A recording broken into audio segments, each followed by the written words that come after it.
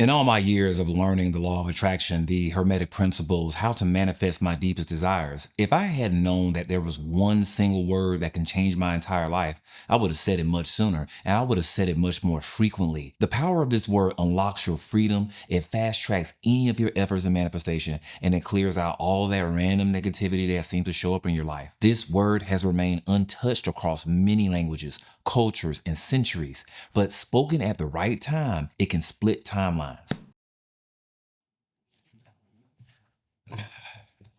No.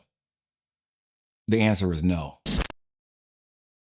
A simple no can change your entire life for the better, and yet it might be the most underused word when it comes down to spirituality. When we hesitate to say no to something or someone, it feels like we're turning our back on opportunity and abundance. Maybe it took you weeks, months, or even years just to get a taste of something you really wanted. So you can't say no to it now, right? That's like you're slamming a door shut that might never open again. But that's where the paradox is hidden. Until you say no to what you don't want, the universe has no room to give you what you do want. You already may know better, maybe, but you still may hesitate. Have you ever thought about why? Saying no to the things you don't want is one of the most liberating feelings on earth when you get used to it. I would definitely rank it up there in my top 5. It's you deciding finally that your desires are not up for negotiation. You're no longer entertaining discount versions of your dream life. You're not settling on Temu manifestations, Fashion Nova hot and cold energy, or being swallowed up endlessly by signs of something coming but never quite arriving. It's gonna be uncomfortable at first though. You might second guess it, but what feels like distance from your desire is actually the space that allows it to rush in simply by saying no. Quick pause though, because I got something special I want to share with you today.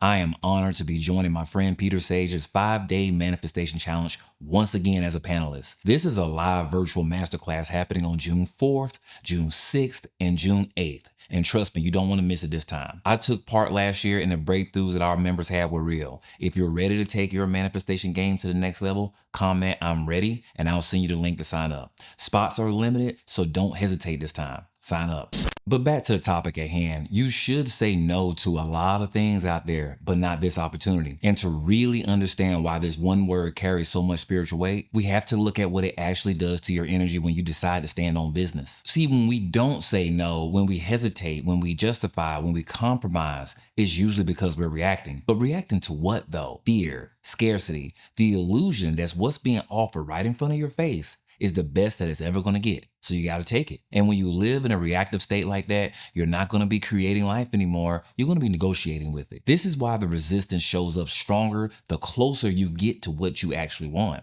But I'm going to go against the grain right here, against popular thought. That resistance isn't something punishing you. It's not the universe saying you're not worthy. It's not the universe saying that someone else out there is better than you, better capable to handle this. It's a spiritual boot camp and you're getting in the best shape of your life. Every offer that doesn't match your end vision, every half-ass opportunity, every tempting distraction, it's all a test. And what's being tested here is your capacity to stay proactive. Proactive means that you simply don't crumble when something shiny shows up. You don't fold when the first version of your dream runs in hot. You hold, you stand on business, because the rule of this game goes a little something like this. If the desire is big, the resistance will be big too. And the only way through that resistance is persistence. And that persistence, it starts with a no. Persistently saying no. Sometimes the resistance looks like being lowballed, not just in money, but in love, in opportunities, in energy. It's subtle, it creeps in, and it'll whisper things like, "This is good enough." Who are you to want anything more? But every time you accept less than what you're owed, you're voting against your own campaign. You're saying yes to a version of reality that doesn't match the one that you've been working so hard to manifest. That's the deeper layer of all of these paradoxes. The moment that you say no to what you don't want, you actually speed up the arrival of what you do. So I'm going to go ahead and start to land my plane here, and I want to give you two moments. And I want to give you 2 moments, 2 real examples where saying no can shift everything. Meet James right here. He wasn't flashy and he damn sure wasn't funded. And he definitely wasn't backed by some powerful secret cabal of elite investors, the 1% rich, none of that. What he was persistent. Persistent in the kind of way that makes most people uncomfortable. For over 15 years, James worked on one single idea, a kind of vacuum cleaner that didn't lose suction. He built over 5,000 prototypes in his garage, and over again, he was told no. Too expensive, too radical, not what the market actually wants. And every single time he was offered a quick way out through licensing deals, through shortcuts, through watered down versions of his product, he said no. See, James wasn't reacting to what reality had to say at the time. He was responding to his vision and his imagination. That's what people miss sometimes in this delicate process. He wasn't chasing success. He was becoming someone who could hold on to success. Every single no was a refusal to shrink his desire. And eventually, as it always does, reality caught up. He brought the product to life on his own terms, with his name stamped all over it to prove a point. James Dyson. That one invention became the foundation for a global technology company and the best vacuums that money can buy. And you already know I'm a little bougie, so I got my own. Then there's Steven, one of my favorite people here on the YouTubes. He built one of the most influential podcasts in the world, The Diary of a CEO, by doing what most people in media don't seem to do these days, asking compelling questions and putting raw authenticity on display for all of us to see. As the show gained momentum, the offers started rolling in. You know they did. Those big ones. A deal even worth $100 million according to him. The moment came and he said no, because it came with a cost. More ads, more interference, less control. He knew what that kind of deal meant. It meant sacrificing the intimacy and the freedom that made the show what it was in the first place. So instead of cashing in, he doubled down. Instead of selling out, he built it out. He launched Flight Story, his own multimedia company. Full ownership, full creative control, and now instead of being the product, he owns the platform. These are some of the best stories of how a no led to the universe saying yes. But despite my best efforts to convince you otherwise, you might still be sitting there thinking, well, that's them. What about me? What about my life? You're not trying to launch a media company. You're not trying to invent a vacuum cleaner. You just want that promotion you've been working hard for. Maybe meet the love of your life finally. Maybe have enough FU money in the bank so you can finally stop living on someone else's schedule. What about those things? That's what we want to talk about. I got you. I'll tell you.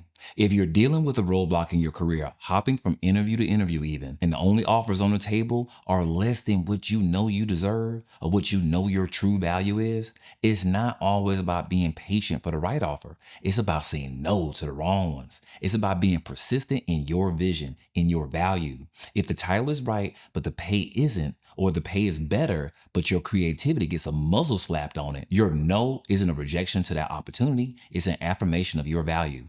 Saying no to that opportunity gives the universe the green light to send you the perfect one right around the corner. Because every single time you say yes to something that shrinks you, you broadcast to the universe that you're okay with staying small. And if love is a thing on your docket, like many of y'all come to me, I hear it in the comments, maybe you're tired, maybe you giving so much, and every time you think you met someone real on one of those dating apps or out and about, it slips right through your fingers. They turn out to be playing games. So when someone shows up with just enough affection to keep you hooked, but not enough to commit, you compromise. You convince yourself that halfway there is better than being alone. Maybe they'll see how loyal you are and commit down the road. So why not accept a little friends with benefits sprinkled on the side?